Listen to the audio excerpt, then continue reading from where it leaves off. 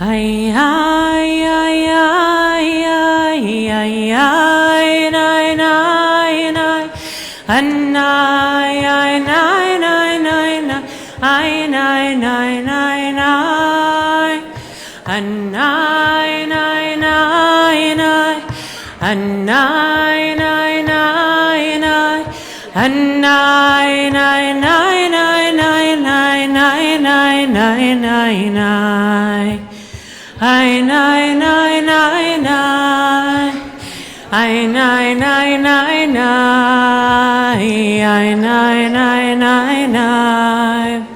ay nay nay nay nay ay nay nay nay nay ay nay nay nay nay ay nay nay nay nay ay nay nay nay nay ay nay nay nay ay ay ay nay nay nay nay anay nay nay nay anay nay nay nay nay nay ay nay nay nay nay anay nay nay nay anay nay nay nay anay nay nay nay nay nay nay nay nay nay nay ay nay nay nay nay anay nay nay nay ay nay nay nay nay ay nay nay nay nay ay nay nay nay nay ay nay nay nay nay ay nay nay nay nay ay nay nay nay nay. Shabbat Shalom to everyone. Last night, as I was greeting people at the end of services, there was a couple here, Ed and Hillary Hirsch, who longtime BJ members, and their son Aaron was a young child at the time when Shira and Rebecca Rosenthal were leading services. And when I had announced the lecture this afternoon, they came at the back and they said, we can still remember her acting out this story for Ma Tovu. Aaron graduated from college just a year ago, and I was thinking often as I walk my way here, 17 years, it's hard to believe, that I have kind of a running image of Shira coming through my head, which of course is very small compared to what Andy and Joanne and Miriam have in their minds. But I think within the context of this community, many of us have those images of Shira acting out stories at children's services. She used to wear a purple cape as a wizard and would make her way into children's services and really capture the hearts of children. I also have images of her leading services on Teen Shabbat. And I also have images of her in conversation and the kind of attention and focus that she would give to being in conversation with the person. Whether that, I have some images of sitting with her at City Diner, pre-college, during her college years, and kind of her desire and willingness to be in conversation and be present in whatever way that she could at whatever stage of, I think I knew her since she was 14. And finally, I have one image in this space during the summer at services when she walked in she had that leather jacket.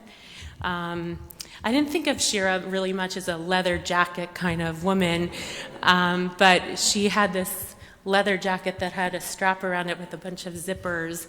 And in some way, that image of her is kind of my lasting image of her youthfulness moving into adulthood, and her zing coming through in different ways, which I think her freckles and her sweetness were always very dominant, I think particularly for the children here, but even as an adult. And her rabbi like that's what was, and her intellectual curiosity, but I think her zing and her sharpness actually was emerging, unfortunately, in particular ways at the time of her death, and so that leather jacket in some way represents that. So I know for those of us who knew her and loved her, this is always a bittersweet moment that we have to come together, and yet I think particularly this year is a beautiful honoring of her memory on Shabbat Zachor, to have Dara Horn with us. So thank you for being here. Dara Horn, we're also glad she doesn't have the flu. It was a running theme for us in January, so we're glad you're here. Dara Horn is the author of 5 novels, In the Image, The World to Come, All Other Nights, A Guide for the Perplexed, and Eternal Life, which came out in 2018. She is one of Granta Magazine's best young American novelists, and her novels have received 2 National Jewish Book Awards.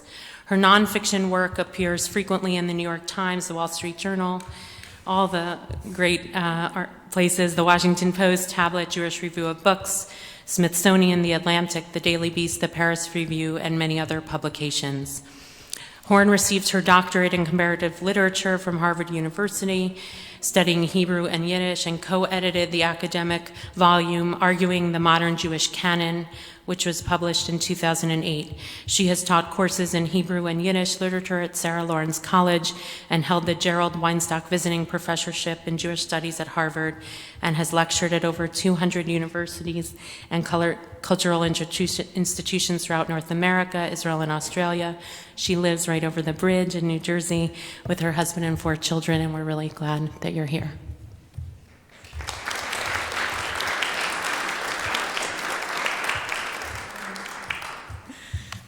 Thank you, Felicia, and everyone in the Palmer-Sherman family for inviting me here today, and I thank you for your hospitality that made me a few minutes late this afternoon.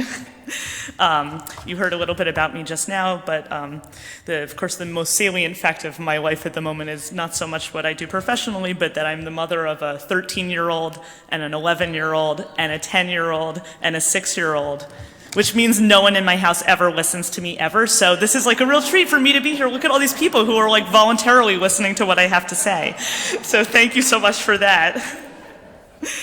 As I was planning what I wanted to share with you today, I asked Shira's parents, Joanna and Andy, for ideas on what topics might be most appropriate to honor Shira. And they pointed out 2 seemingly contradictory things. One was that one goal of this annual Shir is to really honor Shira's profound intellectual power, since of course most people, as you just heard in this congregation, associate her more for her work with children, but to really remember her amazing intellect. And second, that what Shira, and the second thing they shared with me was that what Shira really, really loved, as her name coincidentally implied, was song, poetry, drama, and not just song, poetry, and drama, but like show tunes, Cole Porter, the kind of thing where you get up on stage even if the stage is dinner with friends and just burst into spontaneous and very possibly very corny song. Shira was a person who was constantly singing and tapping her feet, so much so that her father shared with me that when packing for a summer program in Israel, she felt it was absolutely essential to bring along tap shoes. So I was not lucky enough to know Shira very well, but this is absolutely how I remember her.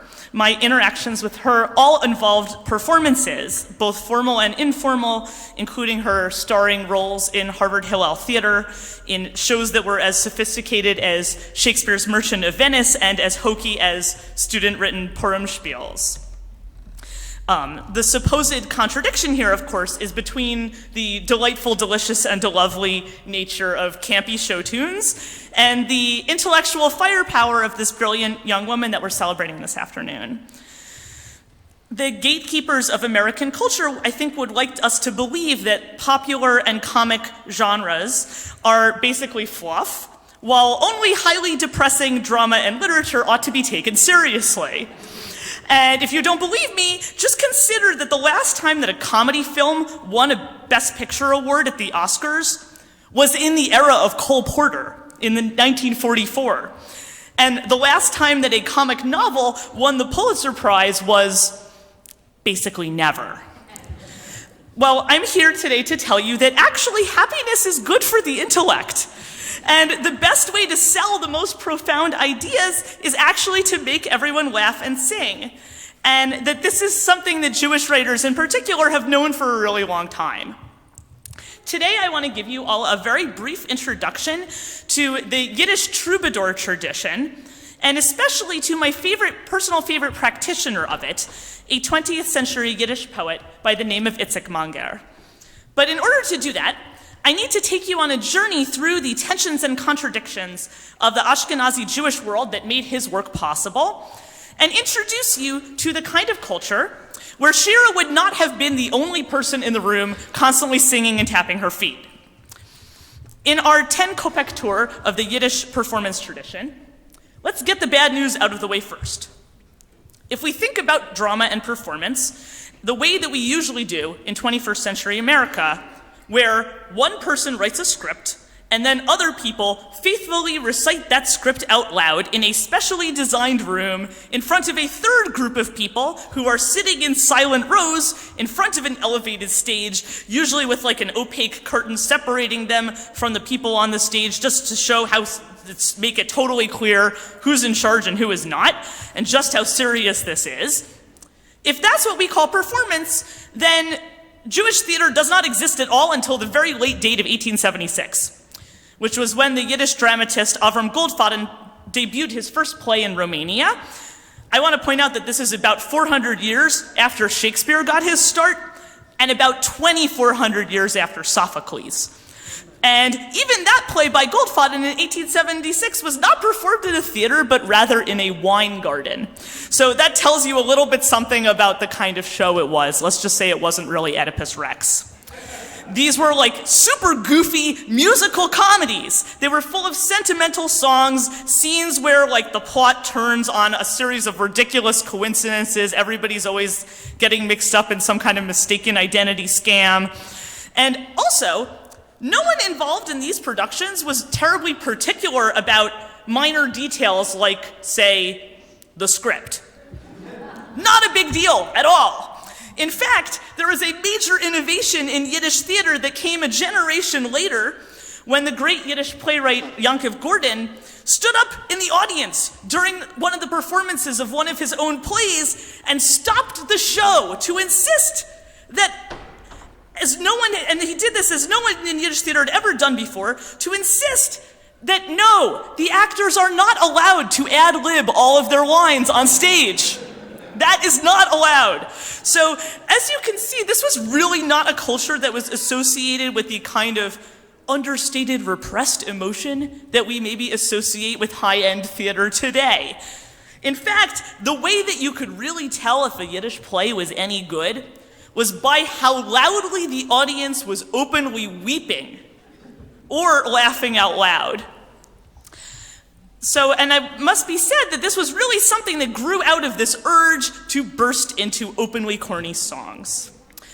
Because before there was formal or even not so formal Yiddish theater, because there really was always not so formal Yiddish theater, there were two types of performances that were central to traditional Ashkenazi Yiddish Jewish life.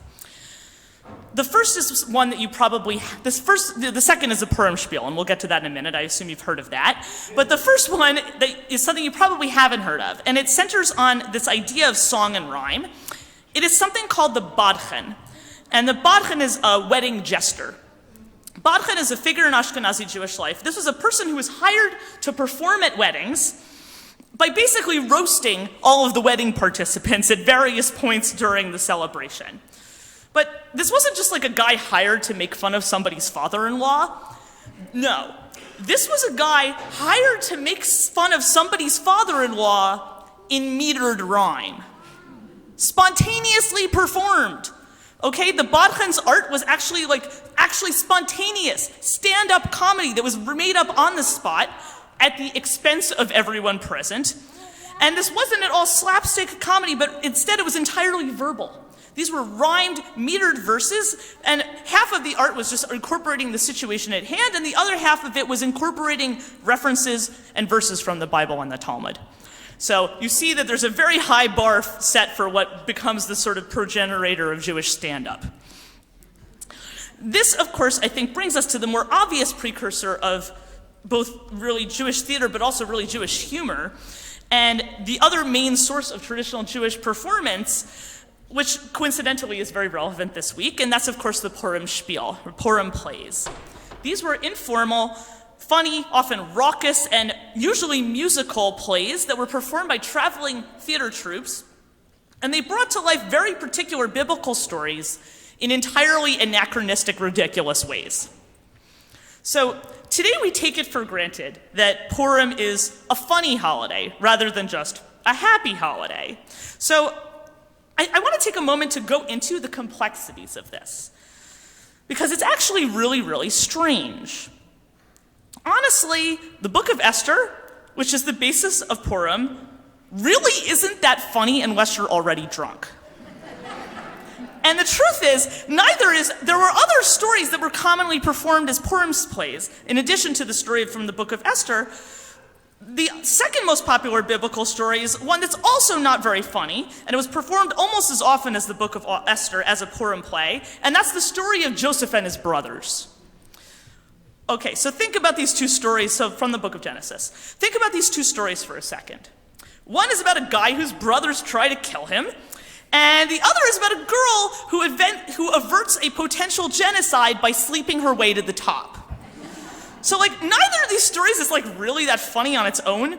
And in fact, I actually think that the only story in the entire Hebrew Bible that really is inherently funny is the book of Jonah, which I personally find absolutely hilarious, but I seem to be alone in thinking this, and I'm the only person laughing my head off on Yom Kippur. That's apparently just me, but I mean, seriously, the guy gets barfed up by a whale. We don't think this is funny, but I think it's very funny. But these two, and then even when he's in the whale, he recites this whole long prayer, and at no point in that prayer does he say, "Get me out of this whale." But I mean, there's so many things. And then it's he sets up a grandstand to watch the city being destroyed, and then he's pissed when the city isn't destroyed. There's so many things. But these two stories that did get performed, this book of Esther and this story of the sale of Joseph, or Joseph and his brothers, they do have something very profound in common with each other that I think explains why they have come to be understood as funny. And it's here that we can that we can really uncover this deep intellectual paradox that I think is absolutely necessary to both the creation and the appreciation of apparently fluffy things like comic show tunes. Stay with me here. There is a philosophical problem in Judaism that is expressed in the Mishnah in the words Hakol tzafui v'harashut netuna, which means everything is foreseen, but freedom of choice is granted. So this is a paradox that is at the heart of Jewish belief. I mean, think about what the question this raises. If God knows everything in advance, then how is free will possible? Well, the Jewish answer to this question is yes. Both the Purim story and the story of Joseph's brothers selling him into slavery, I think, illustrate exactly this paradox. These are both very unusual biblical stories in that God really doesn't appear as a character in either of them. The book of Esther famously doesn't mention God explicitly at all, and the story of Joseph barely mentions God either. These are both stories that appear to be entirely about human agency and choices. Yet both of them are also stories that happen at the intersection of free will and an uncontrollable destiny. In the Purim story, this happens through the Purim, the lots, right, that Haman draws to determine the date for the genocide of the Jews. The villain Haman determines this date by drawing lots, which as modern people we just see it as random, why is he even doing this? But the truth is that drawing lots was a type of ancient oracle. So the idea of a random drawing was seen as a way of revealing one's preordained destiny. All of the coincidences in the story are really things that are fixed outside of the Jewish character's control. So all of these coincidences, like Esther's selection as queen in this beauty contest, or Mordecai overhearing this assassination plot and being able to save the king that way, these are fixed things that are outside the Jewish character's control, but these characters nonetheless manage to navigate these things toward positive ends. So while these characters are making their own choices, really there's only one outcome that's possible. Because if anything else had happened, if there were any other outcome, there would be no story, because all of the Jews would be dead, and there would be no one to write the story, read it, or get drunk over it. So this is a story where it seems like there's all this free will going on, but actually there's only one outcome that's possible. The story of Joseph and his brothers is equally predetermined. In that story, instead of this, there's a different mechanism. Instead of the mechanism of drawing lots as being a way of revealing some preordained destiny, the mechanism in this story that shows us this predetermination is, of course, dreams. Joseph dreams that 11 stars are going to bow down to him, which is so weird because it's like, how can a star bow? But anyway. Pharaoh dreams about the thin cows eating the fat cows and so on. There's all these dreams that appear in the story. But other than these dreams, everything in the story appears to happen through human agency, right? Joseph's brothers choose to sell him into slavery. Potiphar's wife chooses to frame Joseph for sexual assault, so on. There's many, many examples of this. So in theory, this ought to be a story where different outcomes are possible depending on those characters' choices. But instead, as I accidentally discovered while working with my children on a Hebrew School project, there is no version of this story other than the one we have, where everybody doesn't wind up dead.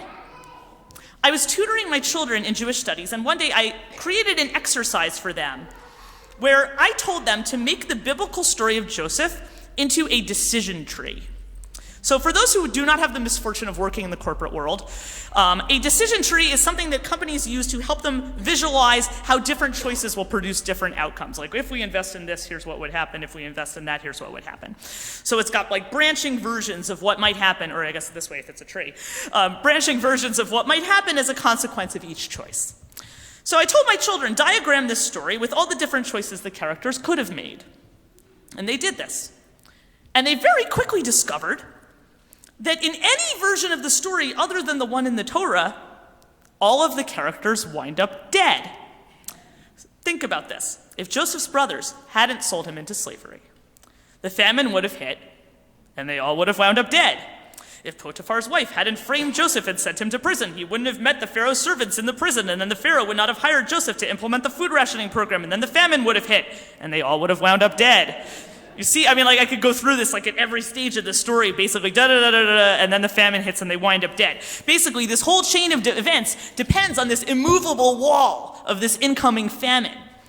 It's a story like the Megillah. It's a story that appears to be about free will, but is really about people in circumstances that are totally beyond their control, where everybody supposedly has infinite choices, but somehow only one choice actually works. I think these stories hint at an uncanny absurdity to our lives that is perhaps even more obvious to Jews than it is to everybody else, since our history has frequently put us in these positions where everyone but our immediate ancestors winds up dead. I think that this uncanny absurdity is at the root of all humor. The humor comes from this sudden awareness of our limitations in understanding this paradox of free will and destiny. As two MIT researchers recently put it in their book on humor's evolutionary purposes, there are two types of people: those who require a sense of closure. Yeah. I'm not going to give you any sense of closure this afternoon by walking you through a comprehensive course in the intertwining of Jewish religious study and Jewish secular humor. Sorry. Or I should say humor, poetry, theater, and song, which I'm introducing those things as intertwined here. But I do want to give you a taste of it by introducing you to someone who became the last person to embody all those things in Yiddish-speaking secular culture, and that is the great 20th century Yiddish poet Itzik Manger. When I first learned about Itzik Manger's life, the thing that most amazed me was that he claimed that during his childhood in Romania, his parents routinely spoke to each other in rhyme. I found this absolutely bizarre. I'm like, who does that? Well, here's the even weirder thing. I started reading other Yiddish poets' accounts of their lives, and he's not the only one.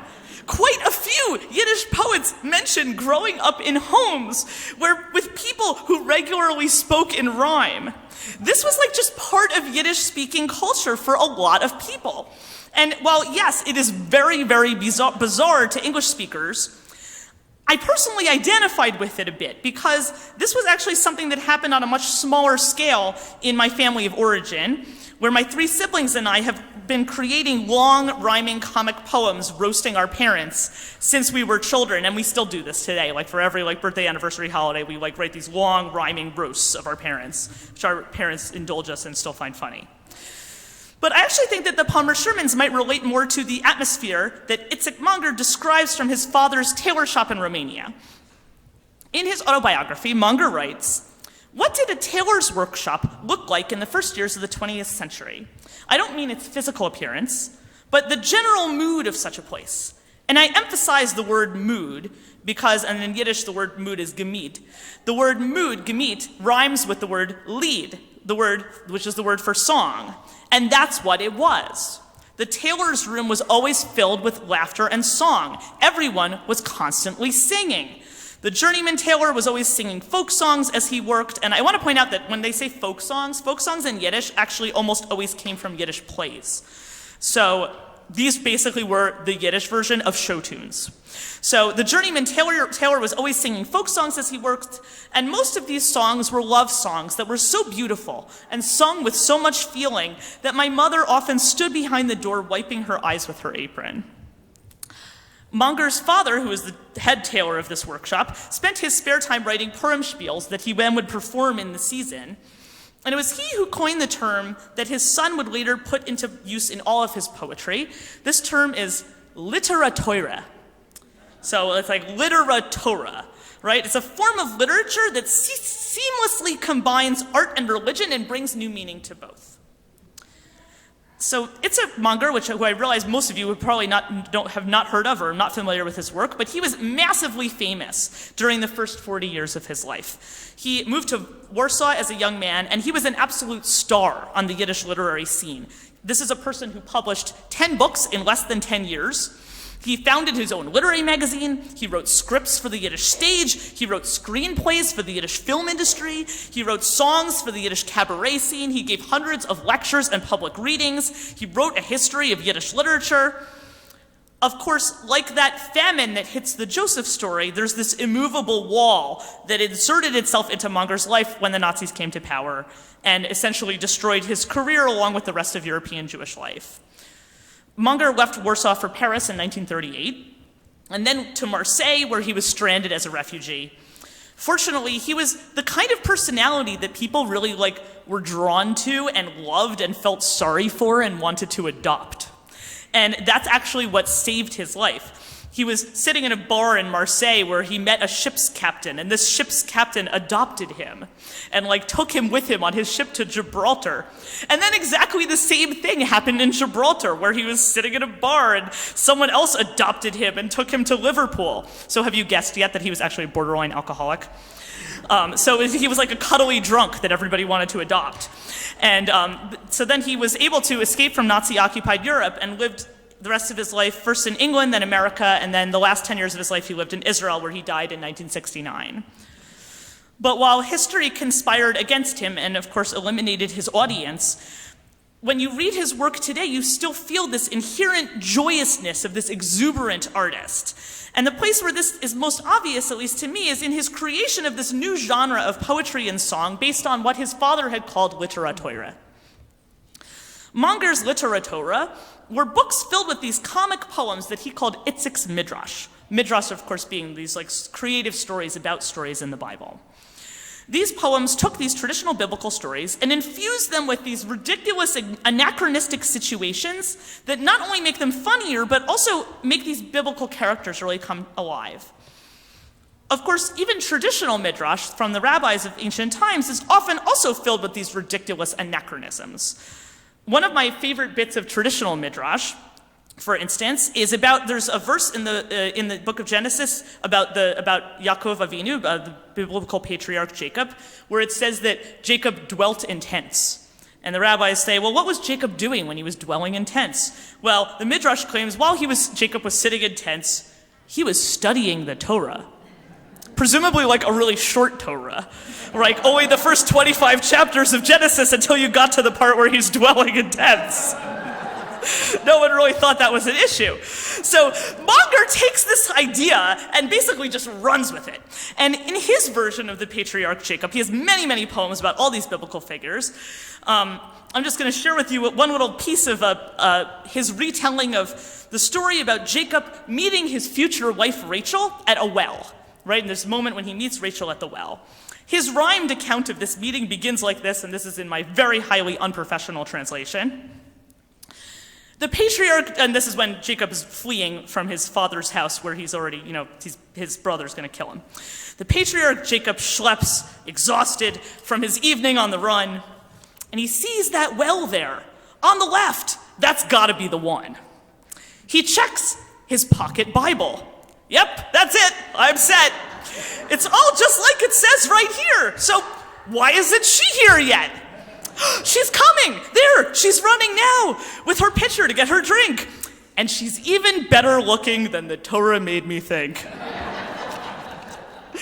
So, it's very funny, right? But it's also a lot more than that, because there's this sense of self-conscious irony here that is, in Jewish experience, often is quite tragic, right? The sense that we're just reliving this script that's already been written for us.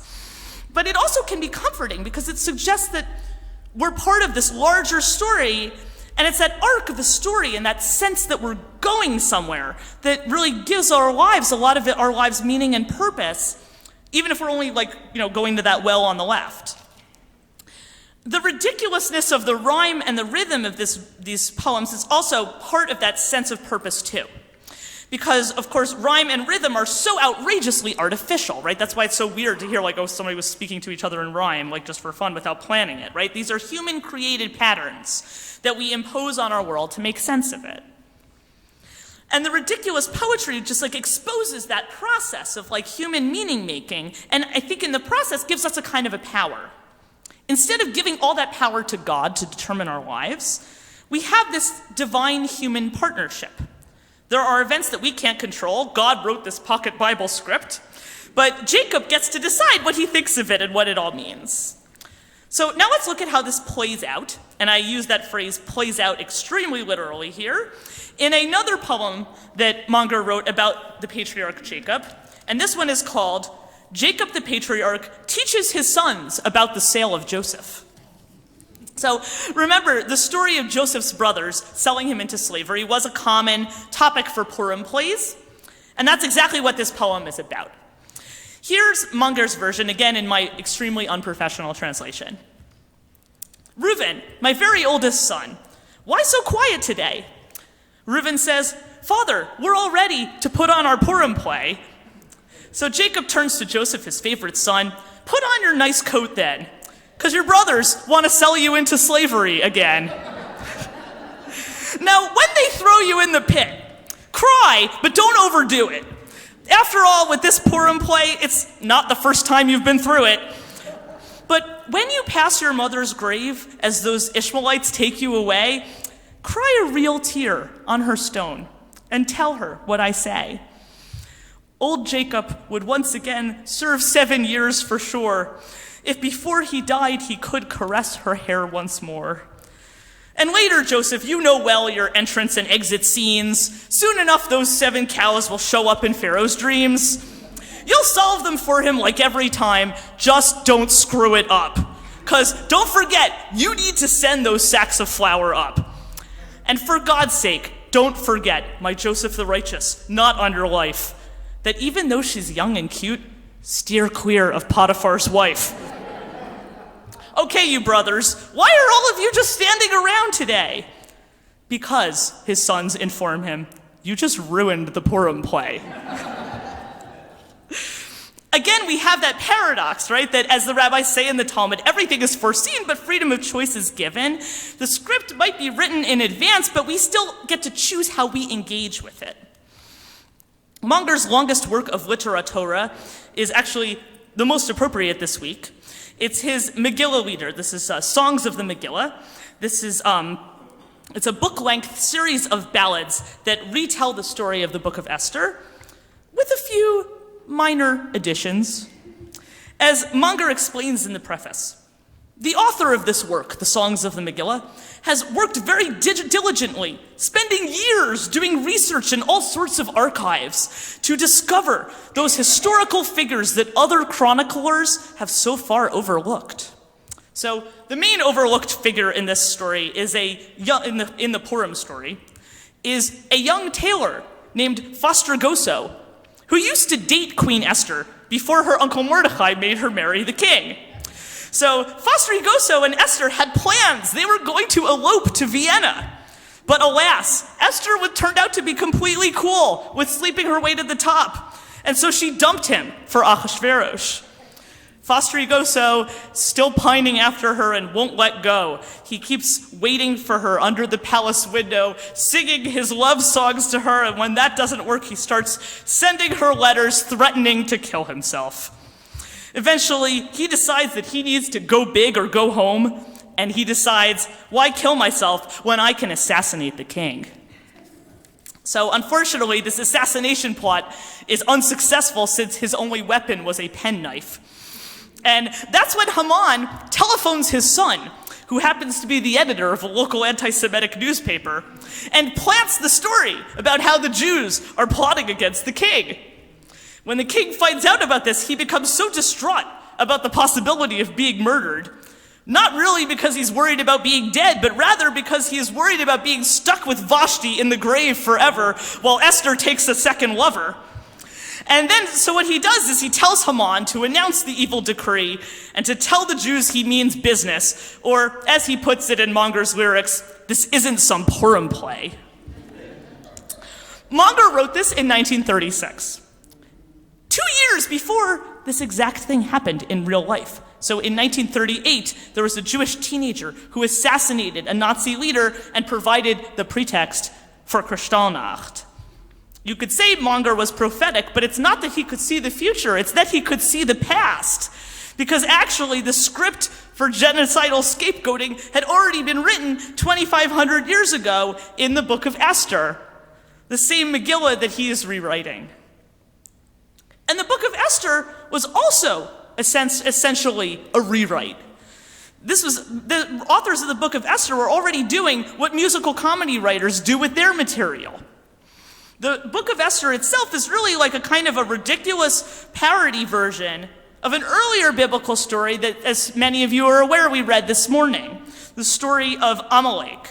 This is a tribe that attacks the Israelites on their way out of Egypt without provocation, attacking from behind, taking out the young and the old and the ill.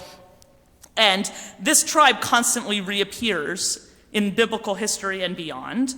And we read the Haftorah this morning from the book of Samuel, where King Saul is confronted in battle with the Amalekites again, and makes the mistake of not killing all the members of this tribe when he defeats them in battle. And as a result, the Amalekites' king's descendants roam free, sort of constantly wreaking havoc in history. Whoever wrote the Book of Esther decided to give this horrible, relentless story this unexpectedly happy ending. Because whoever wrote the Book of Esther decided to make Haman a descendant of the Amalekite king, and to make Esther a descendant of King Saul. So this becomes really a story that's about this 600-year family feud. And it essentially rewrites the script to make it rhyme, and to give it a happy ending. Like all good show tunes, Manger's Songs of the Megillah are catchy, they're corny, they're ridiculous, they're hilarious, and really they're just begging to be set to music and staged. But by the time Manger published his version of the Megillah, he really was already doomed to be the last Yiddish troubadour. We are stuck with this history, just like the biblical characters are stuck with their scripts written in their pocket Bibles. The Jewish people's history is relentless and often, shall we say, not really ideal comic material. Amalekite's descendants keep returning in every generation. But I think that if everything is foreseen, we must remember also that freedom of choice is granted. We cannot choose our history, but we can choose how we tell that story, how we want to understand it, and what we want it to mean to us. We can make it rhyme. One of my favorite examples of this, which isn't very funny but is very interesting, actually appears in that popular Purim story of the sale of Joseph. If you look at the story of Joseph and his brothers, there's this amazing moment, and perhaps you know the story either from the Torah or perhaps from the someone who turned it into show tunes, Andrew Lloyd Webber. This story, when Joseph finally confronts his brothers at the end, when he reveals himself to be, running this Egyptian rationing program, they all think he's died long ago. He reveals himself. He says, "I am Joseph. Is my father still alive?" And which of course Jewish commentators have said to be is like this question of whether God is still watching us, right? Is my father still alive? And what's amazing to me in that moment is something he says to his brothers, which doesn't show up in the Andrew Lloyd Webber musical, where he says to them, "Don't be angry at yourselves that you sold me to this place," in other words, that you sold me into slavery in Egypt, "because it was to save life that God sent me ahead of you." Well, if you think about that story, that is a ridiculous rewriting of history, right? I mean, it's like, "Hey, brothers, remember that time when you tried to kill me and you sold me into slavery? Remember this crime you committed against me? It's all good, don't worry about it. It was actually a benevolent act of God." It's like, really? Is that really what happened? Well, but it's interesting to me the moment the power that this reveals in what Joseph does. This is a human power. It's not about whether or not God predicted that this was going to happen, but that Joseph looks back at this history of his family, and he chooses to tell the story in a way that makes a future possible. In a sense, he finds this way to look back at this horrific family history, put on his tap shoes and make it rhyme, and make everyone happy to be with him. So, like the Yiddish troubadours and show tune writers might have done, I am going to go ahead and force this story of the last Yiddish troubadour into a catchy, funny rhyme and highlight the actual event that we can use to give this story its own happy ending. There isn't really a lot of great things we could say about the last Yiddish writer and all of the horrific reasons why you can think of him that way as the last secular Yiddish writer, which of course he isn't entirely. But here it is. Manger did outlive most of his audience. He died in Israel in 1969. But in the years before his death, his Songs of the Megillah, which had been previously published in 1936, and as you can imagine, were not very widely read at that time. A lot of Yiddish readers had other things on their minds. In the years before his death, his Songs of the Megillah were set to music by an Israeli composer. They were turned into a musical comedy for the stage, and they were performed in Tel Aviv, where this show, Songs of the Megillah, became one of Israel's longest-running shows of all time. As Cole Porter might have said, who could ask for anything more? Thank you so much for listening to me, which no one ever does at home.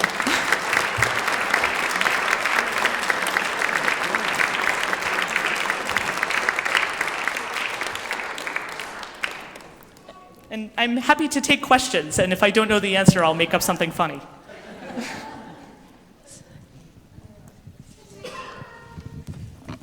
So I think a great key to Jewish survival has always been to be able to laugh. In the face of tragedy, everything horrible is happening. There's always something funny. There's always a fate that we can deal with. Itzik Manger did this wonderfully. How's that tradition continued? Do we have Jewish writers who are still doing that? None come quickly to mind. Do they to you? I mean, yes.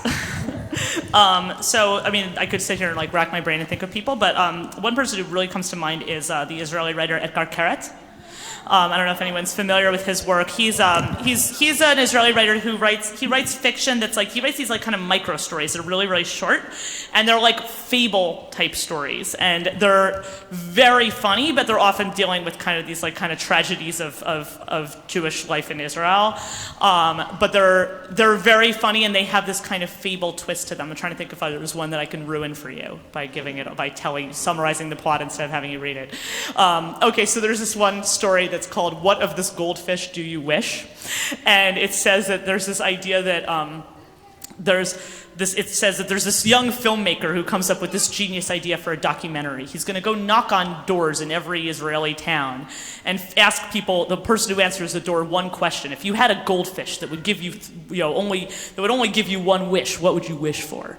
And he knocks, and then he films their answer, and he's like, and it's this cynical thing where he's like, I feel like, I'll make this into a documentary, and then I'll try to get it to be screened, and if it doesn't work out, then I'll sell it as a commercial. It'll be like, your choice, like the world's greatest bank, right? And this filming of these people, saying what they would wish from this goldfish. This bank makes wishes come true, and he'll sell it as a commercial.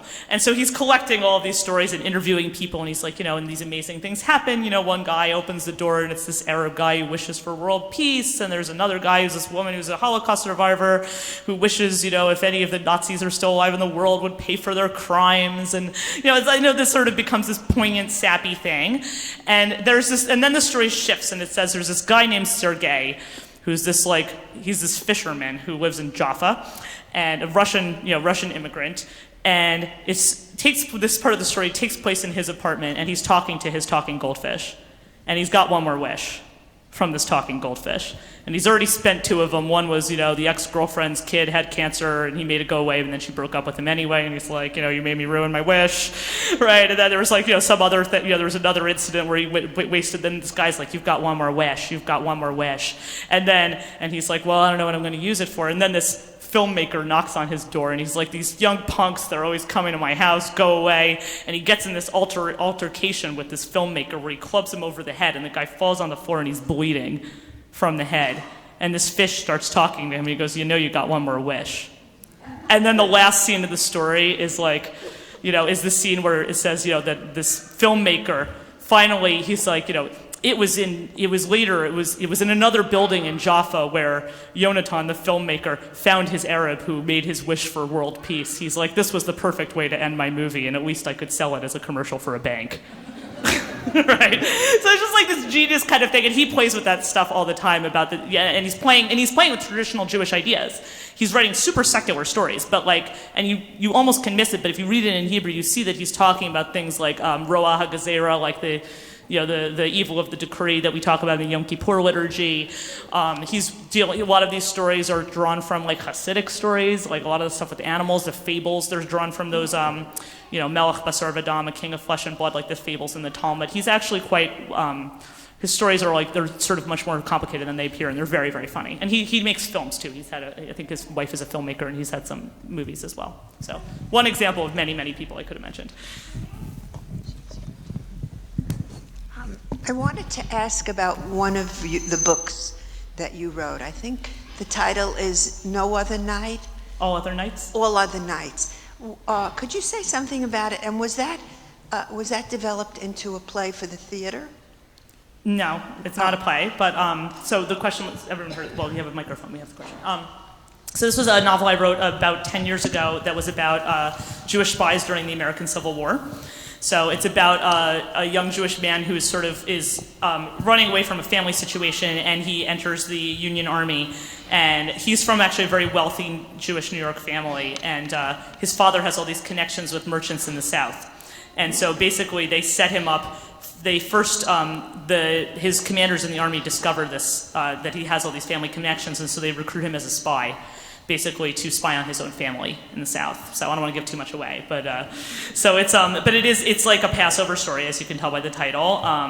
And it's, but I wrote it really sort of, all historical novels are really about the time in which they're written, right? They're not about the time in which they're supposed to be taking place. So I wrote a novel about the Civil War because of how divided the country is now, right? And how sort of deep that divide is. And, it's like Jews are like everyone else, only more so. So about how pronounced that divide is even within the Jewish community. I wrote this 10 years ago, but it's only more true now. And sort of looking at ways to bridge those enormous political divides. So, yeah, no one bought the rights to that yet for a play or a movie, though. If anybody knows anyone who's interested. I was told it would be very expensive because at the end of the book, of course, the city of Richmond goes up in flames and Lincoln gets assassinated. So, yeah, apparently it would cost a lot of money. So that's why people didn't want to make it into a movie. Hi, I just wanted to ask who your favorite Yiddish, who your favorite Yiddish humorists are. So I mean, I love Itzik Manger, as you could probably tell. I do love Shalom Aleichem, as corny as that sounds, because he also is doing this kind of thing where he's using this sort of absurdity and playing with this idea of fate and free will in his stories. I do really love his work. Most of this, and the other person I really love is sort of an earlier writer, someone named Megillah Mocher Svarim, Megillah the book peddler. That's actually the book. One of the books that got me really interested in Yiddish literature has a novel called The Brief Travels of Benjamin III, which is about this like pair of shtetl morons who decide they're going to go to the land of Israel, but they end up walking around the block. But they like are describing what they see as they walk around the block as though they're writing these like medieval travelogues of like these distant exotic lands. And it's like, it's just very funny. And it's very funny too, because if you're familiar with like, there are these medieval travelogues of these Jewish travelers like Benjamin of Tudela and these other people who were like traveling around the world documenting Jewish communities around the world. And there's just like something so ridiculous about it. And he has a lot of other books that are sort of this very caustic view of Jewish life, but that also has this, it's sort of this awareness that sarcasm and causticness and irony is really kind of built into the original text too. So those are some people I appreciate. So I have very canonical tastes in that way. Yes. I got the mic, sorry. Hi, and I've shept lots of nachas from your success and enjoyed reading the books, but I have sometimes wondered, if you were David Horn, not Dara Horn, would you be more famous, more acclaimed, selling more books? And I mean, I think this about you and about Emily Barton as well, and sort of wondering what you think about the current climate for fiction and the gender politics of the world of fiction writing. I've thought about that a lot. Like way more than I should, way more than is healthy probably. Yeah, I think that there's definitely a sense where like, I mean, and I think this is not just true in the arts. I think it's in many professions where women's work is considered taken much less seriously than men's work. That's certainly true. Emily Barton is someone I reviewed her book Book of Esther appropriately this week. I loved that book. I reviewed it for the New York Times when it came out a couple years ago. Yeah, actually there was a woman I know named Erica Dreyfus, who's an editor at Fig Tree Books, is a Jewish publishing house. She had an essay that she published recently where she was like, people think that modern American Jewish literature is dying, but actually no, it's just that it's being written by women. Right, which is actually true. Like, if you look at it, it's like there are many, many, many books that are, I mean, that's one of the things that was sort of frustrating to me growing up, and one of the things that drew me to writing about, writing works of Jewish literature was that I was very frustrated by American Jewish literature that was available when I was growing up. So it was always like, it was like Philip Roth and more Philip Roth, and like, and like it was and these were writers who were writing about, and Saul Bellow and Bernard Malamud, et cetera, and those people were writing really about, they weren't writing about the content of Jewish tradition, they were writing about like the sort of sociological experience of immigration and second generation of, American Jews. And it was, I had this sort of revelatory experience as a young teenager when I discovered the work of Cynthia Ozick, who, for whatever stupid reason, people were like, Bellow, Roth, and Malamud. No one ever includes her. She's like been like, blowing my mind at least since she started. I mean, like she's been publishing books, for as long as these people did. She outlasted them all and is still publishing amazing things. And what blew my mind about her work was that she is writing about the content of Jewish tradition. Like she's not writing about like Judaism as like an identity. She's writing about like Jewish thought and incorporating those ideas into her fiction in a way that like is accessible to any English language reader. I remember reading that as a teenager and being like, I didn't know you were allowed to do that. Like really didn't know you were allowed. And I kept looking for more people who were doing that, and there just weren't any. And that was how I ended up studying Hebrew and Yiddish literature, because that was where I was able to find people who were doing that. But it's amazing to me that like I look at her as being the person, she's the American Jewish writer who inspired me, not the work of, everyone's like, oh, it's like Saul Bellow, and I'm like, not so much, because those people weren't really writing so much about Jewish tradition, but she was, or is still, right? I mean, and that's what's, so that's an example of that. Look, I mean, there's, it is, I hope, hopefully starting to change, but who knows? But I do think, it's no longer difficult to find works of American Jewish literature that are engaging with the content of Jewish tradition, but it is interesting that probably most of those works are written by women. So, and there's a lot of, it's interesting to think about why that is too, and probably beyond the scope of our conversation today. But I appreciate, thank you for bringing that up. Hi, Dara. Hi. I fell in love with you way back when you got the National Jewish Book Award for In the Image, your first novel. Your 5-minute, yes. This person's not my mom, I just want to say that.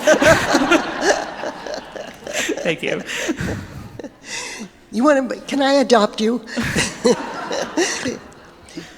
But your 5-minute response in accepting that award, I said, oh my God. I invited you, if you remember, to Stern College. Yes. And oh, we my took goodness. the taxi back home because you lived around yes. the corner from me. Okay, good to see you. Good to see you too. And I hadn't read your novel at that point. When I read In the Image, I mean, it was the most extraordinary read that, I mean, it's one of the top 5. And it is complex. It's interwoven like a braid. It certainly shows the breadth and depth of your Hebrew and Yiddish knowledge. So my question is, and I remember it was, well, I'm going to let you tell it. What sparked that novel, the idea of it, and was the format were you influenced by the Yiddish and Hebrew literature that you had studied and at Harvard and that you've read and become acquainted with and talked about and thought about? Because the format was phenomenal. And anything else you want to talk about that book? And everybody should read it. I'm going to emphasize again, this person not only is not my mom, but also does not work for my publisher, which is really remarkable. Thank you. Absolutely I was inspired by Yiddish and Hebrew writers because I wrote, my whole career as a novelist is based on jealousy. And I was jealous. What happened was I was studying academically. I mean, this is my second career as an academic. It's like I have a career as a novelist, a career as an academic. They are related because I was studying Hebrew and Yiddish literature, and I was just like so jealous of what these writers could do. And I wasn't jealous of their lives because they all these miserable lives, but their language, because there was this thing they were able to do. Okay, I'll back up a moment. So there's this archaeology of belief that's built into every language, right? And all languages have this, and usually native speakers don't even hear it. So if you say to somebody in English, we'll see what happens for better or for worse. You're not thinking, I'm quoting the Anglican marriage ceremony, right? But that's what you're doing, right? Or if you say to somebody, go the extra mile, you're not thinking I'm quoting the Gospels. But that's where this is from, right? Because this is just the archaeology of belief in English. That's where it comes from. And it's every language has this. It comes to the surface every time somebody sneezes, right? And it was amazing to me so for me, English always just had this top layer, right? Because that archaeology of belief wasn't mine, right? And was not interesting to me. And when I would read these writers in Hebrew and Yiddish, so a person I was reading especially was really more Hebrew. I was reading Agnon, the Hebrew Nobel laureate Agnon, and he writes these he's writing in modern stories, but they're in a rabbinic language, and he's everything is a reference to something. I was just that is so cool. And I was wouldn't it be awesome if we had that in English? And so my goal was because I feel there was this constant feeling in the American Jewish community where we always are worried about authenticity, right? Where we feel there's just this sort of this vibe where we think that Jewish life in this country is just this fly-by-night half-baked version of some real Jewish life that's happening in some old country somewhere. And it's not true. I mean, this community's been here for 350 years. It has its own, its own traditions and culture and everything. But the reason we feel that way is because this is not a community that uses a Jewish language. that is the source of this feeling of inadequacy or inauthenticity, is because we do not use a Jewish language. It's a community that uses English. So, there's a lot of ways you can respond to that. And, I've studied Hebrew and Yiddish, and, there are people who try to respond to that by using those languages in their daily life. But I just thought, well, wouldn't it be cool if I could write in English as though English were a Jewish language? And what I mean by that is not that I want to write a book with a bunch of words in italics, which I'm not a fan of that kind of book, but that I wanted to write books where all of the references and those little references were all drawn from those ancient Jewish texts, but in a way that any English reader could understand. So, that is what I did with these books. So I wrote these books, and I was, so that's why you have, my books are all called, In the Image, All Other Nights. These are A Guide for the Perplexed. These are titles are in code, right? Some readers are going to see that and know what that is, and some readers are going to be more a taxi driver I once had on a book tour was oh, I'm taking you to this bookstore. What are you doing here? I'm speaking about my new book. What's your new book? Guide for the Perplexed. That sounds like an amazing self-help book I would totally buy, and I'm you're going to be so disappointed. It was be very disappointed, but maybe you'll read it anyway. But the thing is that any person who picks up that book is going to find out what that reference means in the course of reading the book. It's going to be explained in the course of the story. And I don't explain every single reference. I mean, every page has these references, and I don't explain all of them. But the major ones that you're going to have to figure it out for the plot, right? So those are all translated in the book, and as the process of reading the book, you are introduced to this archaeological layer. So I'm trying to bring that into English. So it's absolutely and I can say more about this, but this is a different topic. But I absolutely explicitly modeling myself after Yiddish and Hebrew writers. Hi, thank you. Do we need to go and see a Mechiras Yosef play somewhere, and who's going to do that? And where do you do it? And is there any community other than the Hasidic community that has Bat Chonim, the Batchen? And are we missing that? And do we need to know that a wedding can be that way too? In Hochinami. So who is English going to be the language that works to restore these references, these multi-hued connections to our Bible, to our Midrash, I don't see it happening. What do you see? I actually do. So there was a moment about 10 years ago where I remember going to see a movie. I went to see a movie, maybe it was maybe more than that, 15 years ago. There was a movie called Trembling Before God. It was about gay and lesbian Jews in Orthodox communities. It's a great documentary. It's a terrific movie.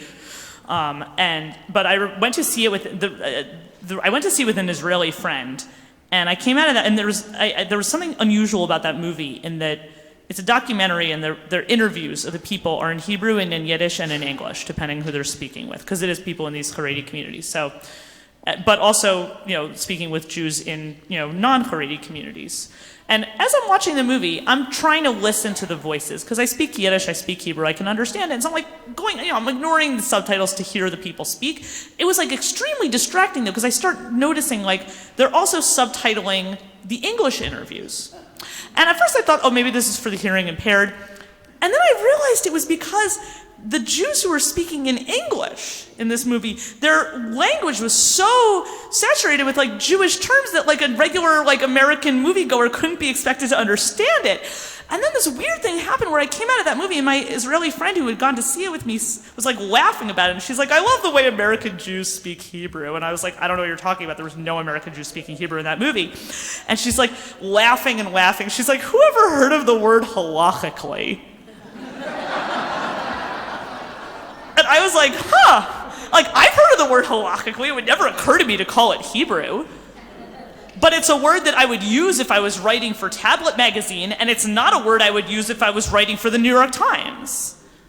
And I was sort of thinking about that, and how many words there are like that, and how that particular word is sort of created in the same way that a lot of Yiddish words are created, where you have a Semitic root word that's hard to translate, and then it's inflected in the way of the co-territorial language. And it was sort of an interesting revelation to me, and I'm sort of this, it's like a few words are not a language, but in 500 years they could be. Would we want to wish upon ourselves the kind of circumstances that would lead to the development of such a language? Maybe not. But I do think that there's a development of an American Jewish culture that is more, that I think even when you look at, and I'm 41 years old, but there are things that are happening now in American Jewish culture that were not happening when I was a child. There's much more creativity, there's much more reinvention of prayer, of practice, of even something like Tikkun Leil Shavuos is something that is now something that is done in secular, or not even secular, but in non-Orthodox communities, and that was never a thing 20 or 30. When I was a child, it wasn't really such a thing. There's those things have become much bigger in Israel also. I do think that there is a lot more creativity in the Jewish community than there used to be, and we can talk about the reasons why that would be, and there are people who've studied that and know more about that than I do, but I feel like there is more variety and creativity in the American Jewish world now than there was when I was growing up. So, is there going to be a Mechiras Yosef play? I don't know, but probably. Honestly, I think if you look at a show like Transparent, that the idea that that's on TV, and I wasn't, whether you like it or hate it or whatever you feel about it, those were just things that were that wouldn't have been on TV. Do you know what I'm saying?